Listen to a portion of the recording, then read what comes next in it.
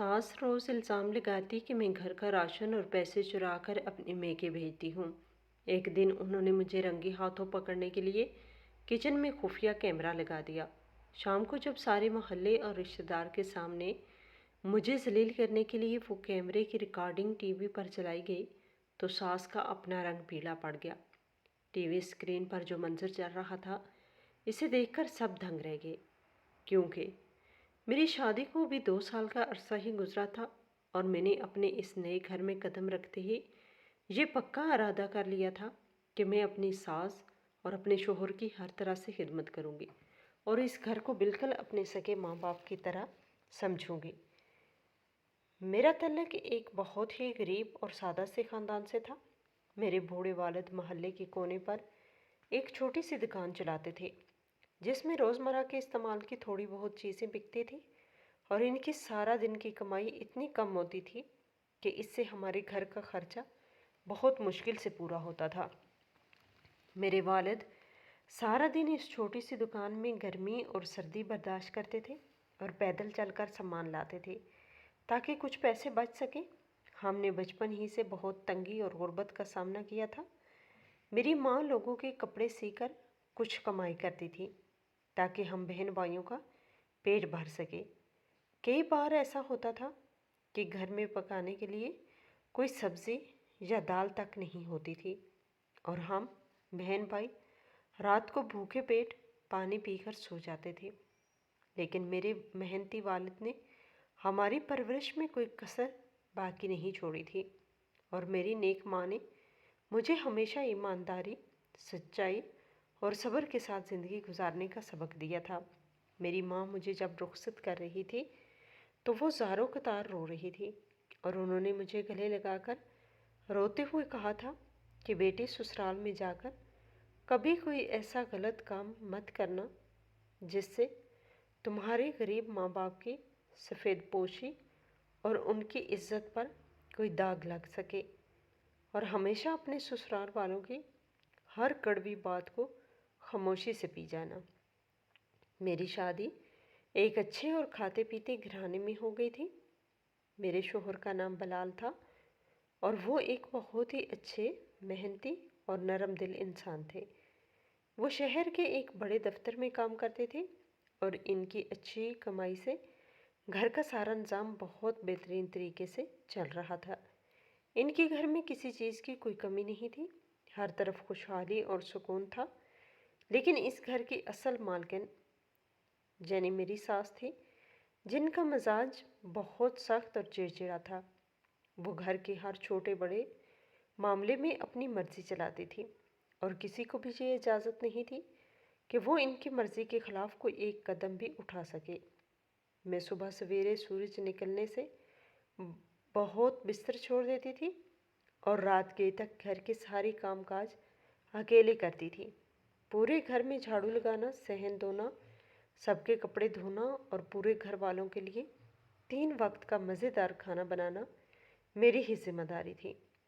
मैं सख्त सर्दी में भी ठंडे पानी से बर्तन धोती थी और गर्मियों में आग के सामने खड़े होकर रोटियां पकाती थी। मैं ये सब कुछ बहुत खुशी और सच्चे दिल से करती थी, क्योंकि मैं चाहती थी कि मेरी सास मुझसे खुश रहें और मुझे अपनी बेटियों की तरह प्यार और इज़्ज़त दें।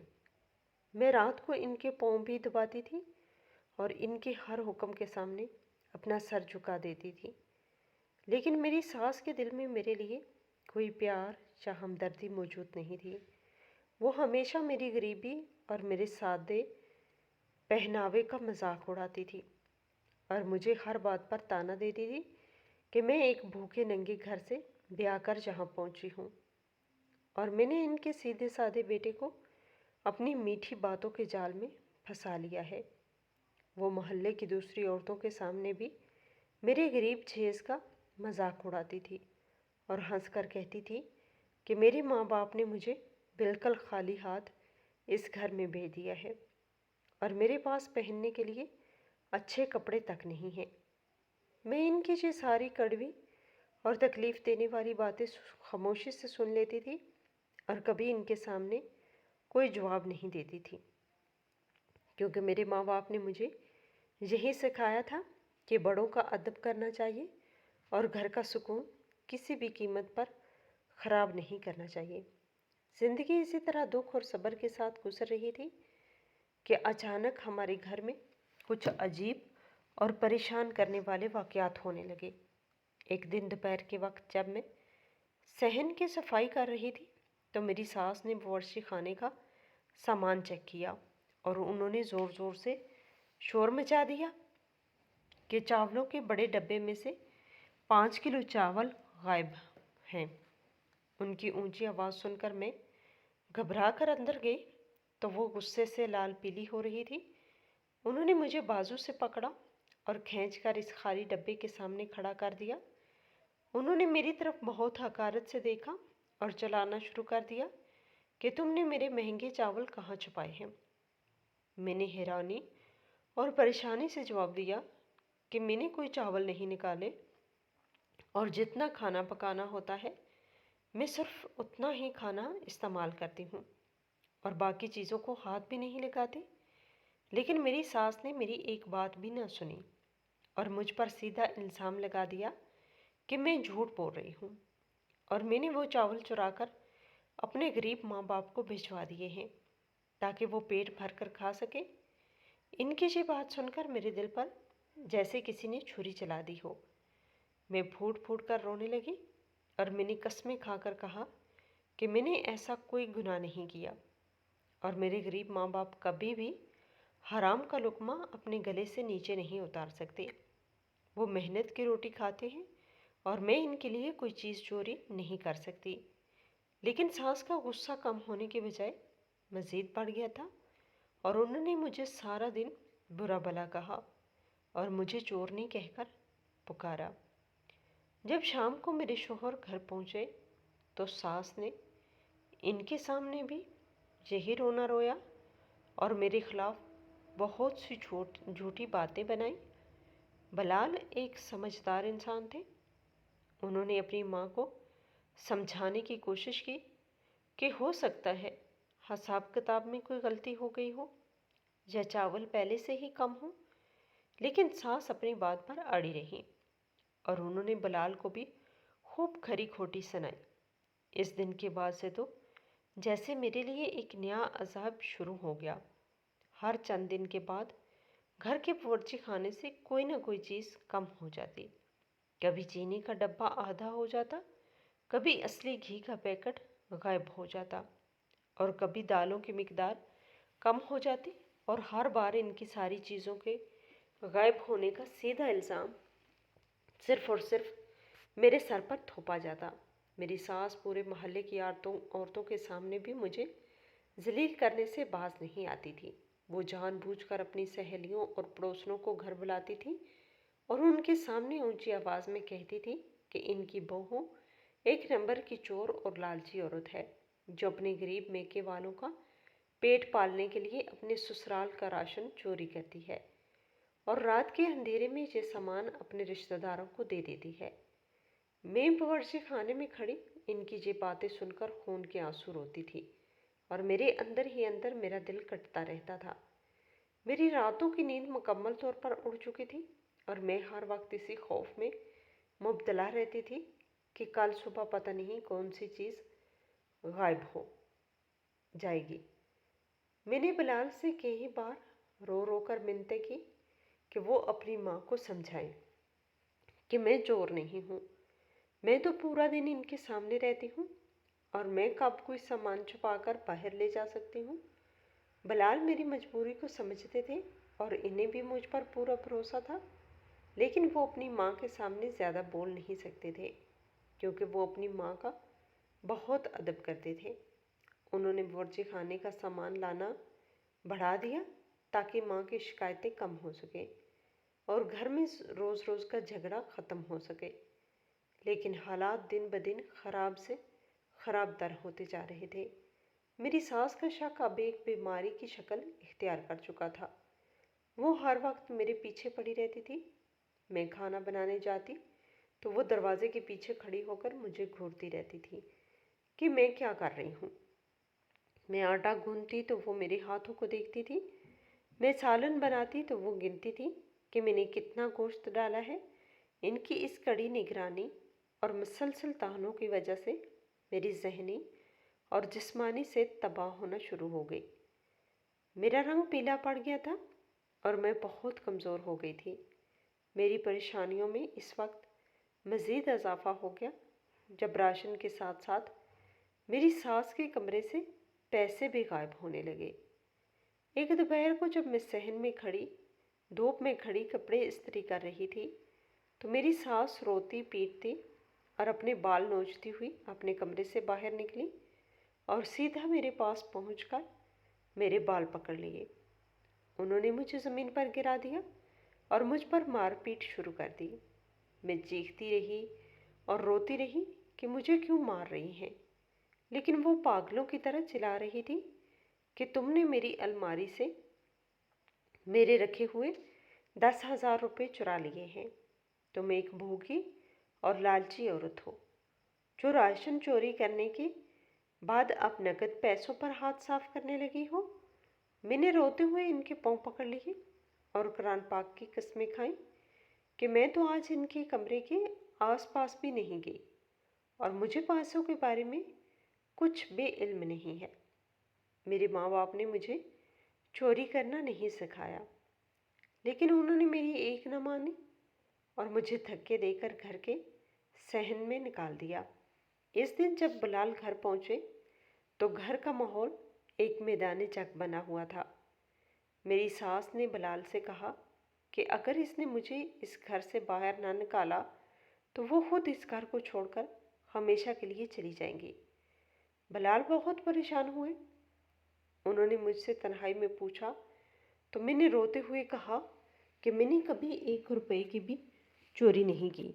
بلال نے مجھے دلاسا دیا اور اپنی ماں کو کسی نہ کسی طرح ٹھنڈا کیا، لیکن اس واقعے کے بعد میری ساس نے میرے ساتھ ایسا سلوک شروع کر دیا جیسے میں کوئی انسان نہیں بلکہ کوئی حقیر چیز ہوں۔ انہوں نے مجھ سے بات کرنا بالکل بند کر دیا اور وہ مجھے دیکھ کر منہ پھیر لیتی تھی۔ گھر میں ہر وقت ایک عجیب سا دباؤ اور گھٹن کا ماحول رہنے لگا۔ مجھے سمجھ نہیں آ رہا تھا کہ آخر گھر کا سامان اور پیسے کون غائب کرتا ہے۔ گھر میں صرف ہم 3 لوگ ہی رہتے تھے اور باہر سے کوئی بھی اندر نہیں پہنچتا تھا۔ دروازے بھی ہمیشہ اندر سے بند رہتے تھے۔ میں تو یہ تک سوچنا شروع کر دیا تھا کہ شاید گھر میں کوئی سایہ ہے جو چیزیں غائب کر رہا ہے۔ میں راتوں کو اٹھ کر اللہ کے حضور رو رو کر دعائیں مانگتی تھی کہ یا اللہ میری اس مصیبت کو دور کر دے اور مجھ پہ لگنے والے ان جھوٹے الزامات کی حقیقت سب کے سامنے لے آ۔ میں تہجد کے وقت مصلے پر بیٹھ کر اپنے آنسوؤں سے اللہ سے مدد مانگتی تھی، کیونکہ میرے پاس کوئی اور آسرا نہیں تھا۔ میری ساس اپنے دل میں یہ پکا فیصلہ کر چکی تھی کہ وہ مجھے ہر حال میں ذلیل و خوار کر کے اس گھر سے نکال باہر کریں گی اور اپنے بیٹے کی دوسری شادی کسی امیر گھرانے میں کروائیں گی۔ انہوں نے اپنے اس برے ارادے کو پورا کرنے کے لیے ایک بہت شرمناک منصوبہ بنایا۔ انہوں نے سوچا کہ جب تک وہ مجھے رنگے ہاتھوں سامان اور پیسے چوری کرتے ہوئے نہیں پکڑیں گی تب تک ان کا بیٹا میری سچائی پر یقین کرتا رہے گا اور انہیں مجھ سے چھٹکارا نہیں ملے گا۔ اسی لیے انہوں نے ایک دن جب میں گھر کے کاموں میں مصروف تھی اور میرا شوہر دفتر گیا ہوا تھا تو انہوں نے بازار سے ایک آدمی کو بلوایا جو چھوٹی پوشیدہ مشین لگانے کا ماہر تھا۔ میری ساس نے مجھے جھوٹ بولا کہ وہ آدمی بجلی کا کوئی تار ٹھیک کرنے آیا ہے اور مجھے ایک کمرے میں کام پر لگا دیا۔ میری ساس نے اس آدمی کو کچھ پیسے دے کر خاموش رہنے کا کہا اور اس نے ہمارے باورچی خانے میں اور اپنے کمرے کی الماری کے بالکل سامنے ایسی جگہوں پر وہ مشینیں لگوائیں جہاں سے پورے کمرے اور باورچی خانے کا صاف منظر دیکھا جا سکتا تھا۔ یہ مشینیں اتنی چھوٹی اور اتنی چھپی ہوئی تھی کہ کسی کو ان کے موجود ہونے کا ذرا برابر بھی شک نہ ہو سکتا تھا۔ میری ساس نے ان مشینوں کا تار اپنے کمرے میں رکھے ہوئے ایک چھوٹے سے ٹیلی ویژن کے ساتھ جڑوا لیا تاکہ وہ ہر وقت میری نگرانی کر سکیں۔ مجھے ان تمام باتوں کا بالکل بھی علم نہیں تھا اور میں اپنے روزمرہ کے کاموں میں لگی رہی۔ میں اسی طرح باورچی خانے میں جاتی، کھانا بناتی، برتن دھوتی اور صفائی کرتی۔ میں کبھی بھی ان چیزوں کے بارے میں نہیں سوچتی تھی جو غائب ہو جاتی تھی، کیونکہ میرا ضمیر بالکل صاف تھا۔ میری ساس اب راتوں کو بھی جاگ کر اس ٹیلی ویژن کی سکرین پر نظریں جمائے رکھتی تھی تاکہ وہ مجھے چوری کرتے ہوئے پکڑ سکے۔ دن گزرتے گئے اور گھر سے چیزوں کے غائب ہونے کا سلسلہ اسی طرح جاری رہا۔ کبھی دودھ کم ہو جاتا، کبھی چائے کی پتی غائب ہو جاتی اور کبھی ساس کے بٹوے سے کچھ پیسے نکل جاتے۔ میری ساس یہ سب دیکھ کر مسکراتی رہتی تھی اور اب انہوں نے مجھ پر سیدھا الزام لگانا بھی چھوڑ دیا تھا۔ ان کی اس اچانک خاموشی نے مجھے اور بھی زیادہ خوفزدہ کر دیا تھا، کیونکہ میں جانتی تھی کہ جب طوفان آنے والا ہوتا ہے تو اس سے پہلے اسی طرح کی خاموشی چھا جاتی ہے۔ مجھے محسوس ہوتا تھا کہ میری ساس کسی بہت بڑے دھماکے کی تیاری کر رہی ہے اور وہ دھماکہ میری زندگی کو مکمل طور پر برباد کر دے گا۔ میں ہر وقت سہم کر کام کرتی تھی اور اللہ سے اپنی عزت کی حفاظت کی دعا کرتی تھی۔ ایک دن صبح جب میں اٹھی تو میری ساس کا رویہ بالکل بدلا ہوا تھا۔ ان کے چہرے پر ایک عجیب سی خوشی تھی اور وہ بہت مسکرا رہی تھی۔ انہوں نے مجھے حکم دیا کہ آج رات گھر میں ایک بہت بڑی دعوت ہے، اس لیے میں سارا دن باورچی خانے میں رہ کر بہت سے مزیدار کھانے تیار کروں اور پورے گھر کی اچھی طرح صفائی کروں۔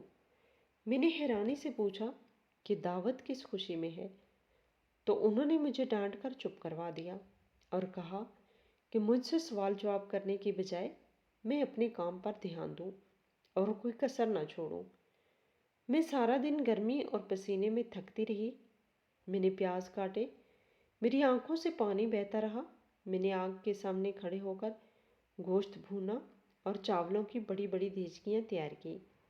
میں نے کئی طرح کے کھانے بنائے جن میں چاول، گوشت اور میٹھا شامل تھے۔ میں نے پورے صحن کو دھویا اور مہمانوں کے بیٹھنے کے لیے بڑے بڑے قالین بچھا دیے۔ میری کمر درد سے ٹوٹ رہی تھی، لیکن میں رکنے کا نام نہیں لیا۔ شام ہوتے ہی گھر میں مہمانوں کی بھیڑ جمع ہونا شروع ہو گئی۔ میری ساس نے پورے محلے کی عورتوں، اپنے تمام قریبی رشتہ داروں، یہاں تک کہ میرے سسرال کے ان دور دراز کے لوگوں کو بھی بلا لیا تھا جن سے ہماری سالوں سے کوئی بات چیت نہیں ہوئی تھی۔ پورا گھر لوگوں سے بھر گیا تھا اور سب ہنس بول رہے تھے۔ محلے کی عورتیں نئے نئے کپڑے پہن کر آئی تھیں اور مجھے شک کی نگاہوں سے دیکھ رہی تھی۔ میرے شوہر بلال بھی دفتر سے جلدی واپس پہنچے تھے اور وہ بھی اتنے سارے مہمانوں کو دیکھ کر حیران تھے کہ آخر ان کی ماں نے اتنی بڑی محفل کیوں سجائی ہے۔ میں باورچی خانے میں کھڑی مہمانوں کے لیے چائے اور پانی کا انتظام کر رہی تھی اور میرا دل کسی نامعلوم ڈر سے زور زور سے دھڑک رہا تھا۔ مجھے بار بار ایسا لگ رہا تھا کہ آج رات میرے ساتھ کچھ بہت برا ہونے والا ہے۔ میری ساس نے بہت اچھے کپڑے پہنے ہوئے تھے اور وہ ہر آنے والے مہمان کا بہت خوشی سے استقبال کر رہی تھی۔ جب تمام مہمان جمع ہو گئے اور سب صحن میں بچھے ہوئے بڑے بڑے قالینوں پر بیٹھ گئے تو میری ساس نے سب کو خاموش رہنے کا اشارہ کیا۔ ان کے چہرے پر ایک زہریلی مسکراہٹ تھی اور ان کی آنکھوں میں میرے لیے سخت نفرت صاف نظر آ رہی تھی۔ انہوں نے بہت بلند آواز میں مہمانوں کو مخاطب ہو کر کہا کہ میری بہنوں اور میرے عزیز رشتہ داروں، آج میں نے آپ سب کو یہاں کسی خوشی کی دعوت کے لیے نہیں بلایا، بلکہ آج میں آپ سب کے سامنے ایک ایسی سچائی اور ایک ایسا کالا چہرہ بے نقاب کرنے جا رہی ہوں جس نے میرے گھر کا سکون برباد کر دیا ہے اور جو دیمک کی طرح میرے گھر کا سارا مال و دولت چاٹ رہی ہے۔ میری ساس کی یہ بات سنتے ہی پورے صحن میں ایک موت جیسا سناٹا چھا گیا اور سب لوگ حیرانی سے ان کی طرف دیکھنے لگے۔ بلال بھی پریشان ہو کر اپنی ماں کے پاس پہنچے اور ان سے پوچھنے لگے کہ وہ کیا کہہ رہی ہیں، لیکن میری ساس نے انہیں ہاتھ کے اشارے سے پیچھے ہٹا دیا۔ میں باورچی خانے کے دروازے کے پیچھے کھڑی کانپ رہی تھی اور میرے آنسو بہنا شروع ہو گئے تھے۔ مجھے سمجھ آ گئی تھی کہ وہ کس کے بارے میں بات کر رہی ہیں۔ میری ساس نے اپنی بات جاری رکھتے ہوئے کہا کہ آپ سب جانتے ہیں کہ میں نے اپنے اکلوتے بیٹے کی شادی ایک بہت ہی غریب اور کچے گھرانے کی لڑکی سے کی تھی، یہ سوچ کر کہ وہ غریب ہے تو ہمارے گھر کو اپنا سمجھے گی اور محنت کرے گی، لیکن اس لالچی عورت نے میرے گھر قدم رکھتے ہی میرے راشن اور میرے پیسوں پر ہاتھ صاف کرنا شروع کر دیا۔ پچھلے کئی مہینوں سے میرے گھر سے مہنگا راشن اور میری الماری سے ہزاروں روپے چوری ہو رہے ہیں، اور جب میں اس چورنی سے پوچھتی ہوں تو یہ قرآن کی قسمیں کھا کر جھوٹ بولتی ہے۔ میرے بیٹے نے بھی اس کے جھوٹے آنسوؤں پر یقین کر لیا اور مجھے ہی غلط سمجھنا شروع کر دیا، لیکن آج میں اس کا سارا جھوٹ اور اس کا وہ چور چہرہ آپ سب کی آنکھوں کے سامنے لاؤں گی، تاکہ آپ سب کو پتہ چل جائے کہ یہ غریب لڑکیاں کتنی مکار ہوتی ہیں، جو سسرال کا مال لوٹ کر بھی اپنے ماں باپ کا گھر بھرتی ہیں۔ یہ کہتے ہی میری ساس نے اپنے ایک رشتہ دار کو آواز دی اور اسے کہا کہ وہ گھر سے سب سے بڑا ٹیلی ویژن اٹھا کر صحن کے بالکل درمیان میں رکھ دے تاکہ سب لوگ اسے آسانی سے دیکھ سکیں۔ محلے والیاں اور رشتہ دار عورتیں میرے خلاف باتیں کرنے لگیں اور مجھے برا بھلا کہنے لگی۔ بلال سر پکڑ کر بیٹھ گئے کیونکہ ان کی ماں ان کی بیوی کی سر عام عزت اچھال رہی تھی۔ مجھے محسوس ہو رہا تھا کہ جیسے زمین پھٹ جائے اور میں اس میں سما جاؤں۔ میری ساس نے ایک لمبی تار کی مدد سے اس ٹیلی ویژن کو چلایا اور سب مہمانوں سے کہا کہ وہ اپنی آنکھیں کھول کر اس شیشے پر چلنے والی ان پوشیدہ نظروں کو دیکھیں اور فیصلہ کریں کہ اس چور عورت کے ساتھ کیا سلوک ہونا چاہیے۔ انہوں نے اس مشین کا بٹن دبایا، جس کے بعد ٹیلی ویژن پر وہ ریکارڈنگ چلنا شروع ہو گئی اور وہ پورے محلے اور پورے رشتہ داروں کے سامنے مجھے ہمیشہ کے لیے ذلیل اور برباد کرنے کے لیے پوری طرح تیار بیٹھی تھی۔ ٹیلی ویژن کے اس بڑے اور چمکدار شیشے پر جیسے ہی وہ پوشیدہ اور چلتی ہوئی تصویریں آنا شروع ہوئیں تو اس بڑے اور کھلے صحن میں بیٹھے ہوئے ہر انسان کی سانسیں جیسے رک سی گئیں اور سب کی آنکھیں اس شیشے پر مکمل طور پر جم گئی۔ میری ساس کے چہرے پر ایک انتہائی عجیب اور زہریلی مسکراہٹ تھی اور وہ بڑے فخر اور غرور کے ساتھ اس مشین کی طرف دیکھ رہی تھی، جیسے انہیں اس بات کا 100% یقین ہو کہ اب اگلا منظر میری چوری کا ہی نظر آنے والا ہے اور میں پورے محلے اور سارے رشتہ داروں کے سامنے ہمیشہ کے لیے ذلیل اور رسوا ہو جاؤں گی۔ بلال کا چہرہ پریشانی اور دکھ سے اترا ہوا تھا اور وہ سر جھکائے بیٹھے تھے کیونکہ انہیں اپنی ماں کی اس حرکت پر سخت شرمندگی محسوس ہو رہی تھی۔ میں باورچی خانے کے لکڑی کے دروازے کے بالکل پیچھے چھپ کر کھڑی تھی اور میرے جسم کا ایک ایک حصہ خوف اور ڈر کی وجہ سے کانپ رہا تھا۔ میری آنکھوں سے مسلسل گرم آنسو بہہ کر میرے گالوں کو بھگو رہے تھے اور میرا دل میرے سینے میں اتنی زور سے دھڑک رہا تھا کہ مجھے اپنی ہی دھڑکنوں کی آواز سنائی دے رہی تھی۔ مجھے بالکل بھی یہ سمجھ نہیں آ رہا تھا کہ اس مشین کے اندر ایسا کیا نظر آنے والا ہے جس پر میری ساس اتنا زیادہ فخر کر رہی ہے اور مجھے ذلیل کرنے کے لیے اتنی بے تاب ہے۔ ٹیلی ویژن کی اسکرین پر سب سے پہلے صبح کے وقت کا منظر سامنے ظاہر ہوا، جس میں میں باورچی خانے کے اندر داخل ہوئی اور میں نے ناشتہ بنانا شروع کیا۔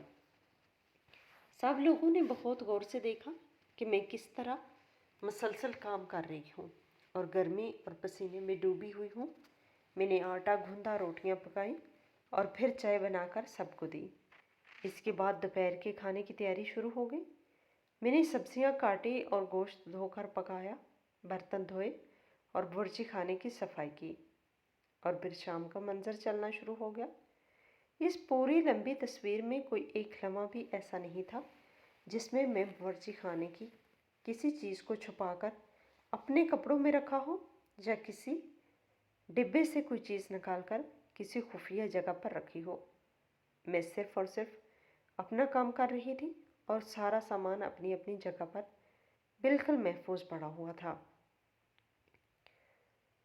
یہ سب دیکھ کر صحن میں بیٹھی ہوئی عورتیں آپس میں خسر پھسر کرنے لگیں، اور کچھ عورتوں نے میری ساس کی طرف حیرانی سے دیکھنا شروع کر دیا کہ آخر وہ کیا دکھانا چاہتی ہیں۔ میری ساس کے ماتھے پر غصے اور بے چینی کے کچھ قطرے چمکنے لگے۔ انہوں نے اپنے ہاتھ میں پکڑی ہوئی اس چھوٹی مشین کا بٹن دبا کر ان تصویروں کو تیزی سے آگے بڑھانا شروع کر دیا، تاکہ وہ رات کا وہ اندھیرا منظر دکھا سکے جب ان کے خیال میں چوری کرتی تھی۔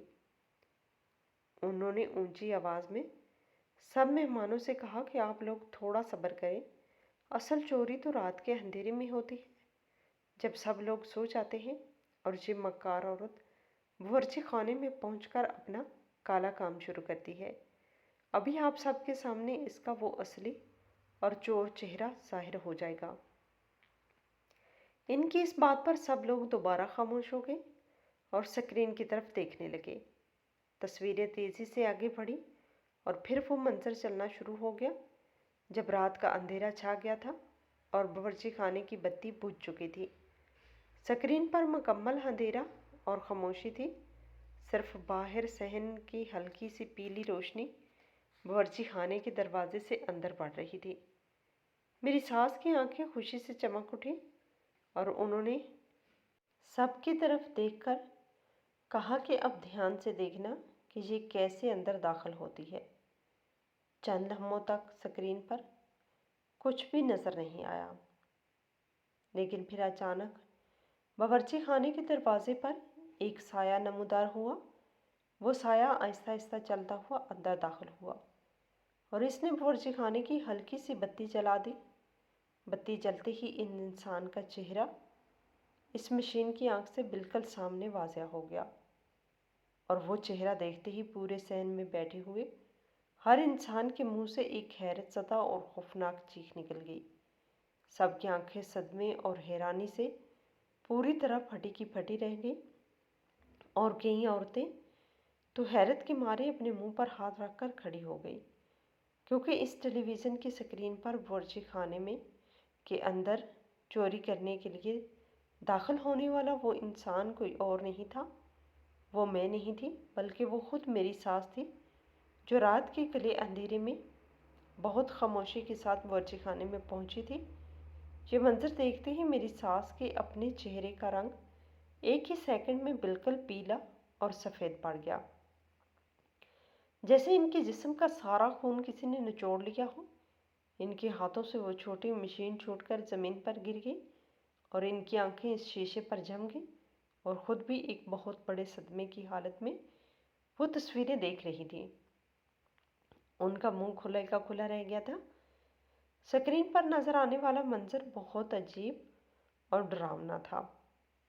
میری ساس نے باورچی خانے میں پہنچ کر سب سے پہلے چاولوں کا وہ بڑا ڈبہ کھولا اور اس میں سے ایک بڑا برتن بھر کر چاول نکالے اور انہیں ایک کپڑے کے تھیلے میں ڈال دیا۔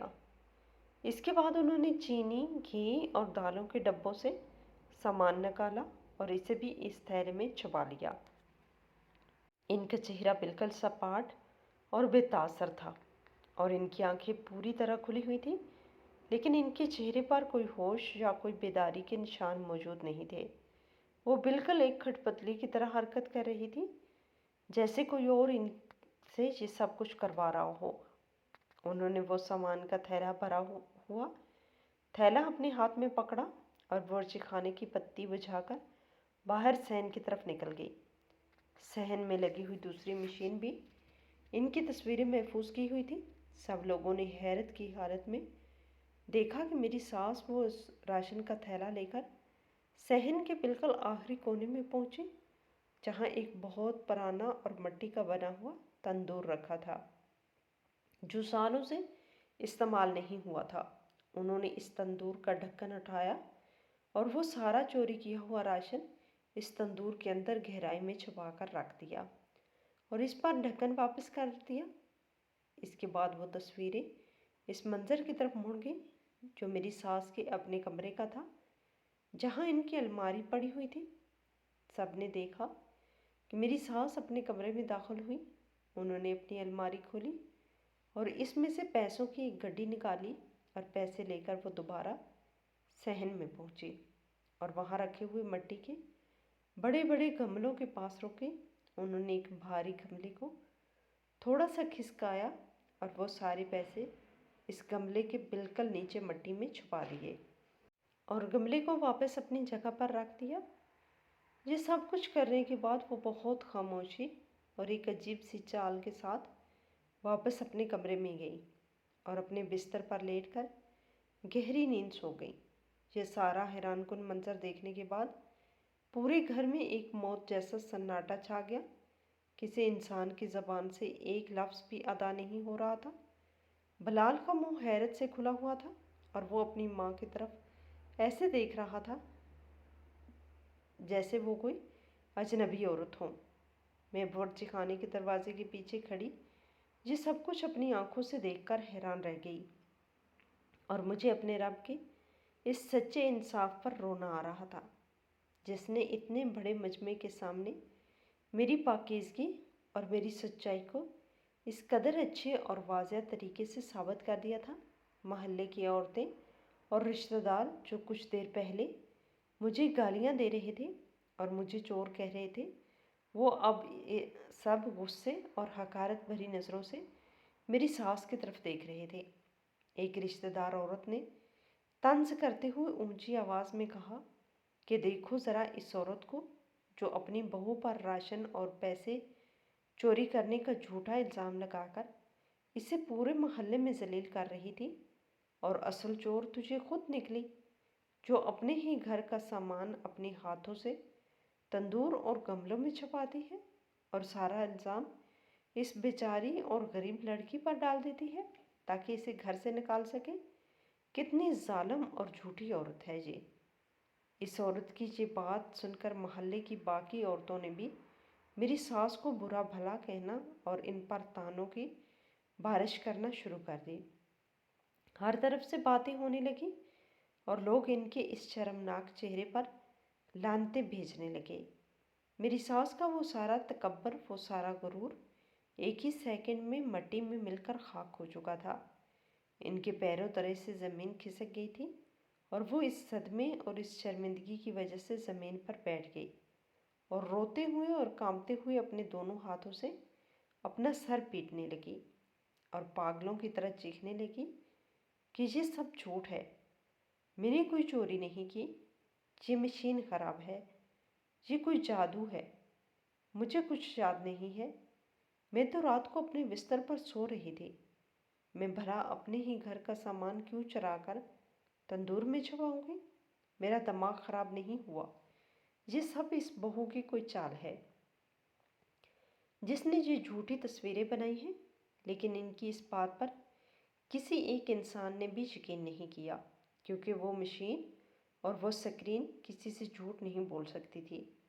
بلال بہت غصے اور دکھ کی حالت میں اپنی ماں کے پاس پہنچے اور انہوں نے بھوجل آواز میں کہا کہ ماں جی بس کر دیں، اب مزید جھوٹ مت بولیں، یہ مشین آپ نے خود منگوائی تھی اور یہ تصویریں بھی آپ کے سامنے چلی ہیں۔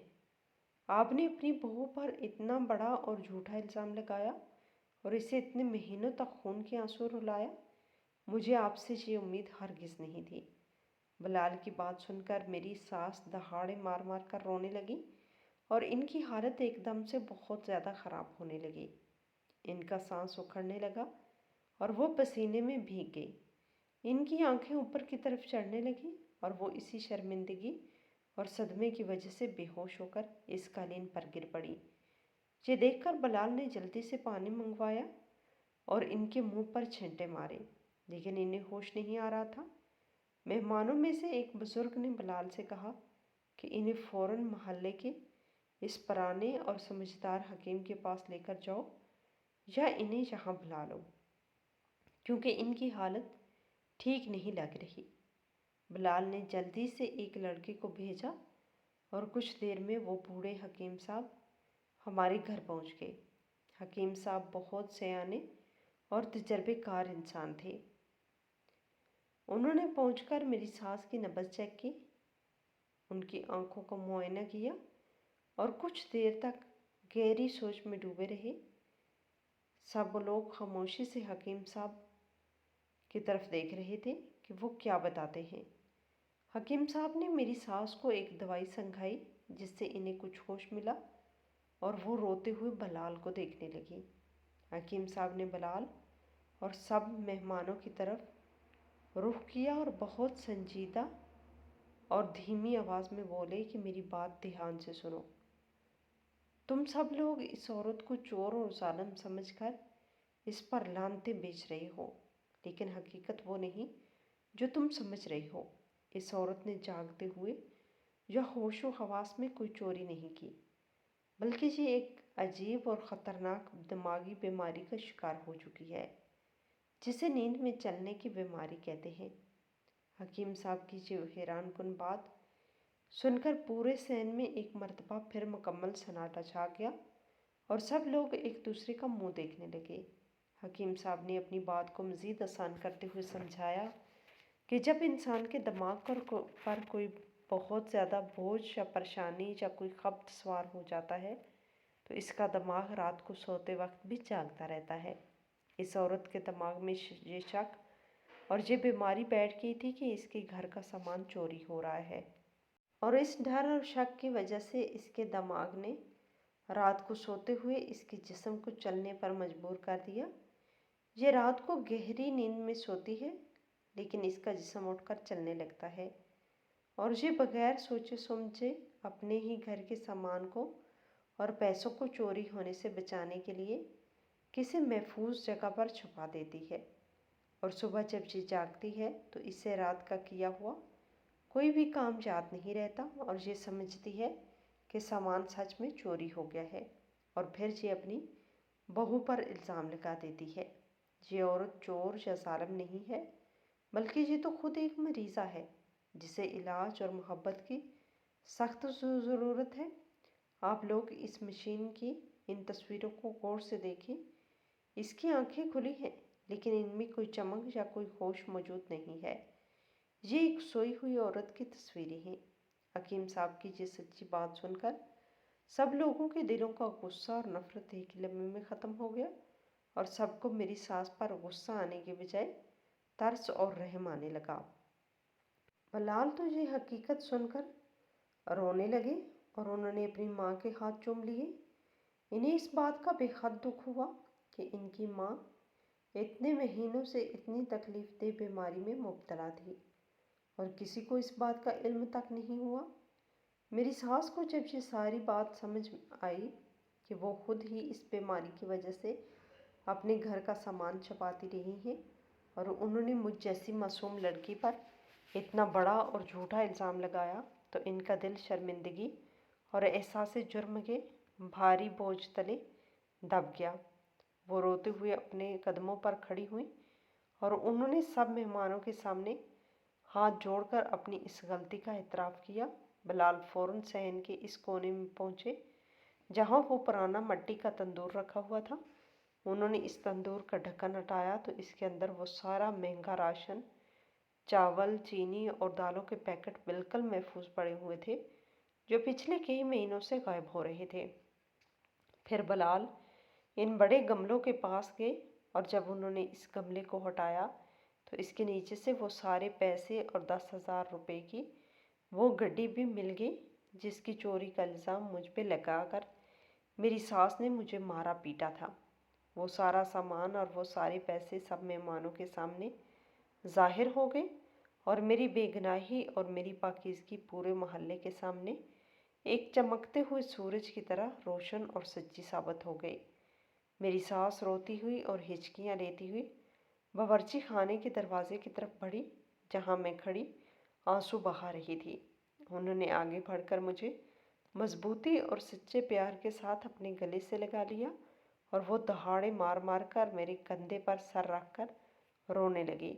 उन्होंने रोती हुई और सिसकती हुई आवाज़ में पूरे मोहल्ले के सामने मुझसे माफ़ी मांगते हुए कहा कि मेरी नेक और मासूम बेटी, मुझे दिल से माफ़ कर दो। मुझ पर अल्लाह की कड़ी लानत हो कि मैं एक अंधी और सख्त दिल औरत बन चुकी थी, जिसने तेरी गरीबी का मजाक उड़ाया और तुझ पर इतने गंदे और झूठे इल्ज़ाम लगाए। तू वाकई एक सच्चे और ईमानदार माँ बाप की बेटी है, जिसने इतने जुल्म और इतने ताने सहने के बावजूद कभी पलट कर मुझे जवाब नहीं दिया और मेरे घर का पर्दा रखा। आज मेरे इस सच्चे और इंसाफ करने वाले अल्लाह ने मेरी ही लगाई हुई इस खुफिया मशीन के ज़रिए मेरा वो सारा शक, मेरा वो सारा तकब्बर और मेरा वो सारा गुरूर मेरे ही मुंह पे दे मारा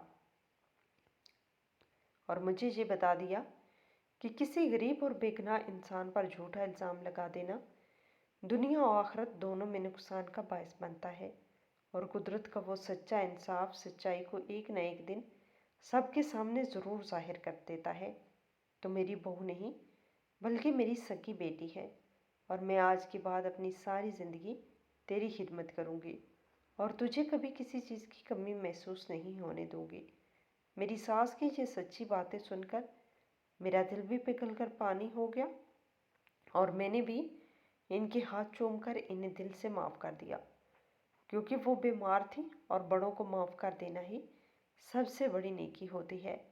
इस रात हमारे घर से वो तमाम मेहमान जो मेरी ज़िल्लत का तमाशा देखने पहुँचे थे, वो मेरी इज़्ज़त, मेरी सच्चाई और मेरी अज़मत की तारीफ़ें करते हुए वापस गए। ये कहानी हम सब के लिए एक बड़ी और ज़िंदा इबरत का निशान है कि जब इंसान बग़ैर सोचे समझे किसी मासूम और गरीब इंसान पर अपनी ताकत के नशे में झूठे इल्ज़ाम लगाता है, तो अल्लाह इसे एक ऐसे तरीके से सच दिखाता है कि इसका सारा गुरूर टूट जाता है। हक और सच की जीत हमेशा होती है और सब्र करने वालों का फल बहुत मीठा होता है। इंसान की असल और सच्ची बुलंदी इनके अच्छे अखलाक की पाकीज़ा नीयत और इसके सब्र में छुपी होती है, ना कि इसकी दौलत और इसके इस अंधे गुरूर में जो एक दिन रेत की दीवार की तरह गिरकर तबाह हो जाता है। मैंने अपनी सास की इस बीमारी का इलाज शुरू करवाया और हम सब हंसी खुशी रहने लगे। बलाल की मोहब्बत और मेरे सब्र ने हमारे घर को दोबारा जन्नत बना दिया। मेरी सास अब मुझे अपनी जान से भी ज़्यादा अजीज़ रखती थी और पूरे मोहल्ले में मेरी तारीफ़ें करते नहीं थकती थी। मैंने अपने गरीब माँ बाप का सर फ़ख्र से बुलंद कर दिया था और यही मेरी सबसे बड़ी कामयाबी थी। कुदरत के फैसले बेशक इंसान की सोच से बहुत बुलंद होते हैं और वो जो करता है बेहतरी के लिए करता है। मेरी ज़िंदगी की इस कठिन आजमाइश ने मुझे ये सिखा दिया कि कभी भी हालात से हार नहीं माननी चाहिए और अपना मामला हमेशा अपने रब के सुपुर्द कर देना चाहिए, क्योंकि वो बेहतरीन इंसाफ करने वाला है। मैं आज भी इस दिन को याद करती हूँ तो मेरे रोंगटे खड़े हो जाते हैं कि किस तरह वो छोटी मशीन मेरी निजात का ज़रिया बनी और मेरी सास का अपना बिछाया हुआ जाल इन्हीं के गले का फंदा बन गया। अगर वो मशीन ना लगती तो शायद मैं सारी ज़िंदगी इस चोरी की दाग के साथ जीती और मेरी सच्चाई कभी भी साबित ना हो पाती। सचमुच अल्लाह के काम बहुत निराले हैं और वो अपने बंदों को कभी रुसवा नहीं होने देता। इंसान को कभी भी बगैर सबूत के किसी गरीब या बेबस इंसान पर चोरी का झूठा इल्ज़ाम नहीं लगाना चाहिए। गुरूर और तकब्बर इंसान की अकल को अंधा कर देता है, जिसकी वजह से वो दूसरों को हकीर समझने लगता है। जब कोई ताकतवर इंसान अपनी ताकत के नशे में किसी मासूम पर जुल्म करता है और इसे सबके सामने जलील करने की कोशिश करता है, तो कुदरत का सच्चा इंसाफ हरकत में ज़रूर आता है। अल्लाह मज़लूम की आह और इसके सब्र को कभी रैगा नहीं जाने देता और जालिम को इसी के बिछाए हुए जाल में फंसाकर पूरी दुनिया के सामने इबरत का निशान बना देता है। इस कहानी की मज़लूम बहू ने सब्र का दामन नहीं छोड़ा اور اپنے رب پر بھروسہ رکھا، جس کا نتیجہ یہ نکلا کہ ساس کی اپنی لگائی ہوئی مشین نے اسی کا سچ سب کے سامنے ظاہر کر دیا، اور اس کا سارا غرور مٹی میں مل کر خاک ہو گیا۔ اسی لیے ہمیں ہمیشہ حق کا ساتھ دینا چاہیے، غریبوں کی عزت کرنی چاہیے اور تہمت سے بچنا چاہیے۔ سچائی چھپتی نہیں ہے۔